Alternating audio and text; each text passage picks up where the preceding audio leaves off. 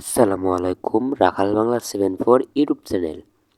Guys, আপনারা হয়তো অনেকেই দেখেছেন আমরা ছাগলের খামার করেছি, ছাগল তুলছি না। এর ভিতরে অনেকে মানুষ বলেছেন, ভাইয়া কি ছাগল তুলবেন না? গাইস, আমরা সামনে বৃহস্পতিবার হাট আছে, এই হাটে যাব, ছাগল কিনবো একটা দুইটা করে। ভিউয়ার্স, আমরা 2 থেকে 2.5 বছর ধরে ছাগল কিনবো টুকটুক করে। ছাগল ভালো ভালো জাত এবং গিয়ে ছাগল দেখে শুনে ছাগল তুলবো। আর আমরা ভিউয়ার্স ছাগলগুলো কিনবো আস্তে আস্তে। আমরা এই দেশি ছাগল পুষবো না, অরিজিনাল সিরোহী পোষার চেষ্টা করছি। এখন দেশি দিয়ে শুরু করছি। আমরা সিরোহী পুষবো, সিরোহী নিয়ে কাজ করবো ভিউয়ার্স।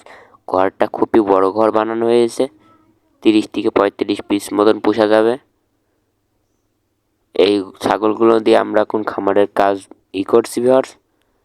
আশা করি আবার আর একটা শেড বানাবো, ওই শেডে আবার কিছু ছাগল তুলবো। এটা সিঁড়ি ভিউয়ার্স, নামার সিঁড়ি। এই দেখুন, ওই সামনের ওই সাইডটায় আমরা আরেকটা শেড বানাবো, সামনেটাই ওই জায়গায় একটা শেড হবে ছাগল তোলার জন্যে, একটু বড় শেড হবে। আর ভিউয়ার্স এই সামনেটায় আমরা ছাগলের খাতি দেওয়ার জন্য এই জায়গায় পার্টিশন করব। এই জায়গায় দেখুন ফুলি পার্টিশন হবে, এখানে গিয়ে ছাগলের খাতি দেওয়ার জন্যে।